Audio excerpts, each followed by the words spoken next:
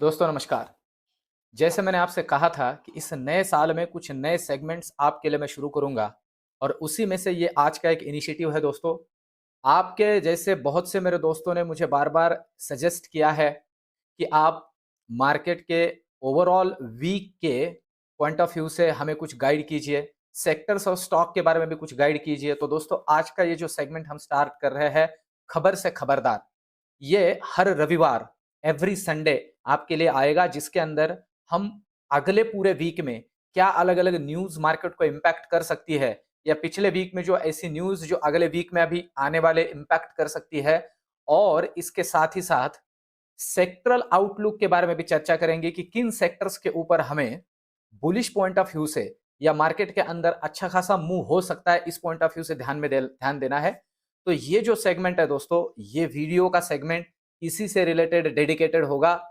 आज का ये पहला वीडियो जिसके अंदर अगले वीक में किन न्यूज़ के ऊपर हमें ध्यान रखना है और किन न्यूज़ का इम्पैक्ट जो अभी हो चुकी है मार्केट के ऊपर हो सकता है और सेक्टरल आउटलुक, इन 3 बातों के बारे में चर्चा करेंगे। आखिर तक बने रहिए दोस्तों, बहुत ही इंटरेस्टिंग और बहुत ही काम का ये वीडियो होने वाला है इक्विटी ट्रेडिंग और फ्यूचर एंड ऑप्शन के अंदर भी ट्रेड करने वाले लोगों के लिए।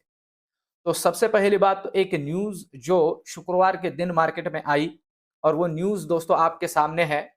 सेबी ने बैन किया है नेकेड शॉर्ट सेलिंग को। तो अब सबसे पहले तो ये मामला है क्या या ये न्यूज़ क्या है, इसके बारे में थोड़ा पहले समझ लेते हैं कि सेबी ने शॉर्ट सेलिंग को बैन किया है, इसका मतलब क्या है?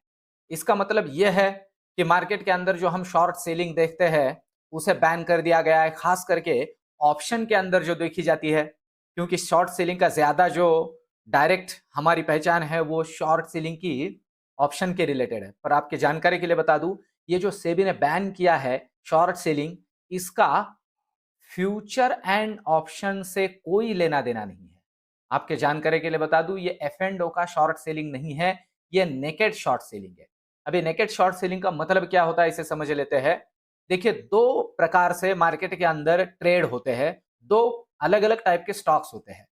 पहला स्टॉक का टाइप होता है जिसे हम प्योर कैश सेगमेंट वाले स्टॉक कहेंगे और दूसरा होता है ऐसा स्टॉक या ऐसे स्टॉक्स जो कि एफ एंड ओ वाले स्टॉक होते हैं। एफ एंड ओ का मतलब है जो स्टॉक फ्यूचर एंड ऑप्शन के अंदर जिनके डेरिवेटिव प्रोडक्ट आपके मेरे लिए ट्रेडिंग के लिए अवेलेबल है। मतलब ऐसे स्टॉक्स जिनके कॉल पुट और फ्यूचर खरीदे या बेचे जाते हैं और ऐसे स्टॉक जो सिर्फ कैश में मतलब इक्विटी के अंदर खरीदे बेचे जाते हैं।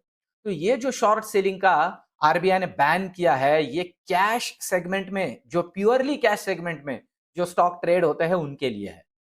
अब देखिए, वैसे देखा जाए तो सबसे बड़ा सवाल है कि इसका इंपैक्ट अभी मार्केट में क्या होगा। आपकी जानकारी के लिए बता दूं, आपके मेरे जैसे रिटेल इन्वेस्टर्स के लिए डायरेक्ट तो कोई इंपैक्ट नहीं है। फिर आपको होगी इसका मतलब क्या है। बेसिकली मार्केट के अंदर रिटेलर्स के फेवर में ही ये है, वैसे देखा जाए तो, पर डायरेक्ट नहीं है। मतलब जैसे अभी रिसेंटली हमने अदानी ग्रुप के अंदर देखा था, जो non F and O segment के स्टॉक्स है, किसी ने कोई एलिगेशन कर दिया और स्टॉक्स को डंप करना शुरू कर दिया। तो उसके अंदर बहुत से आपके मेरे जैसे रिटेल इन्वेस्टर्स जो निकल नहीं पाए समय से, वो अटक गए। तो ये जो रूल है बेसिकली इस हिसाब से कि फ्यूचर में इसी तरह से ना हो, कोई भी आए और इस तरह से शॉर्ट सेलिंग करे, खास करके इंस्टीट्यूशनल इन्वेस्टर्स। ये आपके जानकारी के लिए बता दो दोस्तों, खास करके इंस्टीट्यूशनल इन्वेस्टर्स के लिए है। उन्हें रिटेलर्स के लिए भी है, पर उन्हें इसके लिए बैन कर दिया गया है। मतलब बड़े इन्वेस्टर्स स्टॉक्स को इस तरह से मैनिपुलेट नहीं कर पाएंगे और उसके वजह से आपके मेरे जैसे छोटे-छोटे इन्वेस्टर्स का नुकसान नहीं होगा। अब इस न्यूज़ का एफ एंड ओ सेगमेंट पे कोई इंपैक्ट कुछ नहीं होगा। फ्यूचर एंड ऑप्शन पे कुछ नहीं होगा। निफ्टी बैंक निफ्टी से रिलेटेड इसका कोई इंपैक्ट नहीं होगा। ये एक आपके मेरे जैसे रिटेल इन्वेस्टर्स को कैश सेगमेंट में जो स्टॉक्स है उसके अंदर अननेसेसरी मैनिपुलेशन से बचाने के लिए सेबी ने किया है। ये एक अच्छी बात है। और इसके साथ-साथ और एक अलग प्रैक्टिस चलती थी दोस्तों, जिसे security lending and borrowing scheme के नाम से जाना जाता था। उससे रिलेटेड भी थोड़ा ईज़ मिलेगा आपके मेरे जैसे इन्वेस्टर्स को। तो वो बात डिटेल में इतना जाने की जरूरत नहीं, पर सिंपल सी बात है, रिटेलर्स के फेवर में है, पर डायरेक्ट नहीं, फ्यूचर एंड ऑप्शन से कोई लेना देना नहीं। ये हुआ एक न्यूज। अब दोस्तों अगला जो वीक है, सबसे इंपॉर्टेंट जो न्यूज या सबसे इंपॉर्टेंट जो बात हमें ध्यान रखनी है अगले वीक की, वो है क्वार्टरली जो फोर्थ क्वार्टर्स है उनके रिजल्ट्स शुरू हो जाएंगे, ठीक है, मतलब सॉरी थर्ड क्वार्टर के जो रिजल्ट्स है वो स्टार्ट हो जाएंगे और वो रिजल्ट आपके सामने रिजल्ट कैलेंडर है दोस्तों। अगला वीक बहुत क्रूशियल है। रीजन है अगले वीक में अगर आप देखते हो 11 तारीख को ये रिजल्ट कैलेंडर है, तो 11 तारीख को अगर आप देखते हो तो आप आईटी सेक्टर्स के रिजल्ट्स आते हुए देखोगे और आईटी सेक्टर के खास दो कंपनीज, नॉर्मली इन दो कंपनियों को पूरा आईटी सेक्टर आगे फॉलो करता है, एक है टीसीएस और दूसरा है इंफोसिस। इन दोनों के रिजल्ट आने वाले हैं 11 तारीख को। अब ये रिजल्ट जो है नॉर्मली आफ्टर मार्केट ही आएंगे, इसकी प्रोबेबिलिटी थोड़ी ज्यादा है। रीजन सिंपल सा है, यहां पे भी आफ्टर मार्केट ही दिया है और आफ्टर मार्केट ही नॉर्मली आते हैं और उस दिन वीकली एक्सपायरी भी है। इन सारी चीजों को देखा जाए तो प्रोबेबिलिटी है ये आफ्टर मार्केट आवर्स दोनों के रिजल्ट्स आएंगे, उसका इंपैक्ट दूसरे दिन होगा।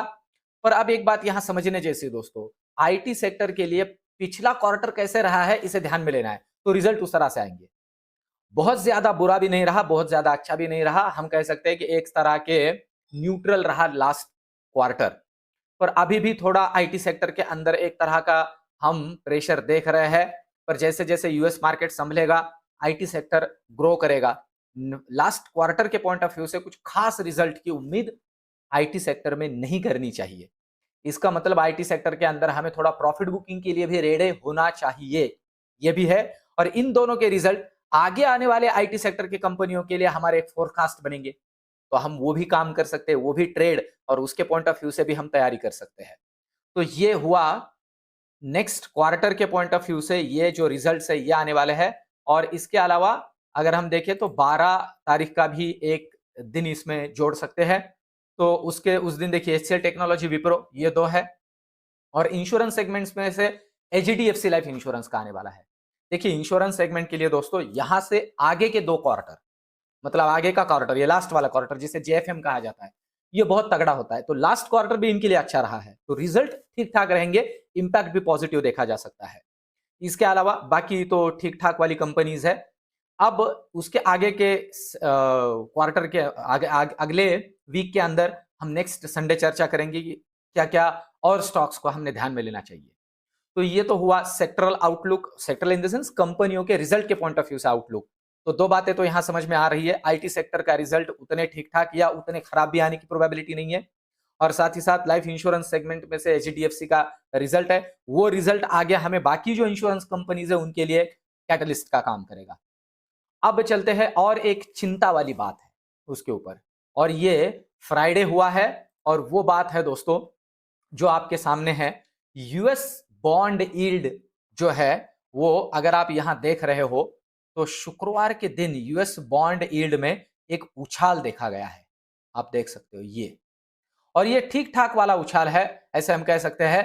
तो ये जो उछाल इसके अंदर हुआ है ये अभी इस लेवल पे थोड़ा स्टेगनेट करे, यहीं पे रहे तो कोई दिक्कत नहीं है। अगर यहां से आगे ये ट्रैवल करेगा, आपके जानकारी के लिए बता दूं, तो मार्केट इससे इंपैक्ट होगा।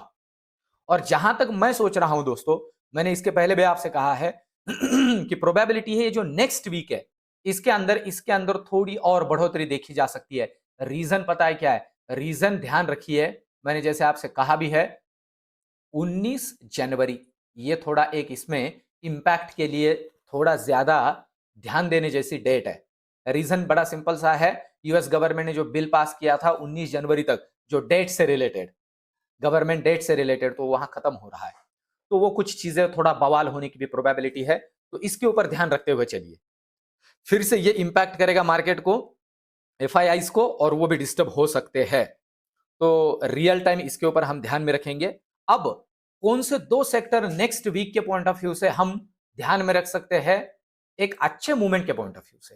तो दोस्तों अच्छे मूवमेंट के पॉइंट ऑफ व्यू से मैं देख रहा हूं कि फार्मा सेक्टर जो है वो नेक्स्ट वीक में एक अच्छा काम कर सकता है। फार्मा सेक्टर, सेक्टरल के पॉइंट ऑफ व्यू से इक्विटी के अंदर आप फार्मा स्टॉक्स को प्रेफर कर सकते हो या इन्हें ध्यान में ले सकते हो। ये फार्मा इंडेक्स के अंदर कुछ स्टॉक्स है, पर्टिकुलरली स्टॉक्स मैं कोई रेकमेंड नहीं करूंगा दोस्तों, क्योंकि मैं कोई सेबी रजिस्टर्ड एडवाइजर नहीं हूं। ये इनिशिएटिव सिर्फ आपके नॉलेज के लिए, और मेरा जो नॉलेज है वो आपको पास करने के लिए मैं ले रहा हूं। तो इसमें से बहुत सी चीजें आप खुद समझ भी सकते हो। तो फार्मा कंपनियों के ऊपर आप थोड़ा ध्यान रख सकते हो। ये जो स्टॉक्स है अगले वीक में एक ठीक ठाक वाला अच्छा खासा वाला परफॉर्मेंस कर सकते हैं। और साथ ही साथ जो नेक्स्ट सेगमेंट है जिसके ऊपर हम ध्यान रख सकते हैं वो है एनर्जी, या जिसे हम पावर सेक्टर कहेंगे, खास करके पावर सेक्टर। देखिए एनर्जी में एक ऑयल एंड गैस वाला भी है, पर खास करके पावर सेक्टर के ऊपर थोड़ा ध्यान रख के चलना है हमें। वैसे ऑयल एंड गैस भी इंटरनेशनल मार्केट में परफॉर्म कर रहा है। इसमें बेसिकली दो टाइप की कंपनीज होती है, एक अपस्ट्रीम और डाउनस्ट्रीम कंपनीज होती है। अपस्ट्रीम कंपनीज अगर क्रूड ऑयल के रेट इंटरनेशनल मार्केट में बढ़ते हैं तो वो बढ़ती जाती है। डाउनस्ट्रीम अगर इंटरनेशनल मार्केट में क्रूड ऑयल के रेट बढ़ते हैं तो ये डाउनस्ट्रीम कंपनीज घटती है, क्रूड ऑयल के रेट घटते हैं तो ये बढ़ती है, तो वो उल्टा चलती है, अपस्ट्रीम और डाउनस्ट्रीम। पर पावर सेक्टर पे खास करके ध्यान रखना है। जैसे इस वीक में भी अच्छा खासा परफॉर्म किया है, ये आने वाले वीक में भी पावर सेक्टर परफॉर्म कर सकता है। तो इस तरह से ये नेक्स्ट वीक का आउटलुक है। निफ्टी और बैंक निफ्टी, इससे रिलेटेड जो डेली वीडियोस मैं आपको दे रहा हूं और कल का जो वीडियो अपलोड किया है उसे भी आप ध्यान में ले सकते हो। उसके अंदर मैंने पर्टिकुलरली लेवल्स भी दी है, निफ्टी और बैंक निफ्टी को किस तरह से हमें टैकल करना है। और ओवरऑल ऑप्शन ट्रेडिंग की बात करूं तो हमें अभी थोड़ा यूएस मार्केट को ध्यान में लेते हुए आगे चलना है। इसका रीजन बहुत सिंपल सा और लॉजिकल है दोस्तों। क्यों? क्योंकि हमारा मार्केट का जो बढ़ने का जो एक हम कह सकते हैं कि रिदम है, मार्केट ब्रेथ है, वो थोड़ा धीमा हो चुका है और गिरने का कोई रीजन नहीं है। तो गिरने का रीजन प्रोबेबिलिटी यूएस से मिल सकता है, इसलिए उन्हें ध्यान में लेते हुए हमें आगे चलना है। तो दोस्तों ये जो इनिशिएटिव आज मैंने लिया है, ये ओवरऑल सेगमेंट जो मैंने डिजाइन किया है, ये आपको कैसे लगा मुझे कमेंट में जरूर बताइए। साथ ही साथ सुझाव भी दीजिए इसे और बेहतरीन कैसे किया जा सकता है। ओवरऑल ये इनिशिएटिव कैसे लगे मुझे कमेंट में जरूर बताइए। वीडियो को लाइक जरूर कीजिए, एक लाइक इस वीडियो को और चैनल को प्रमोट करता है और मुझे मोटिवेट भी करता है। मिलते हैं अगले वीडियो में। धन्यवाद।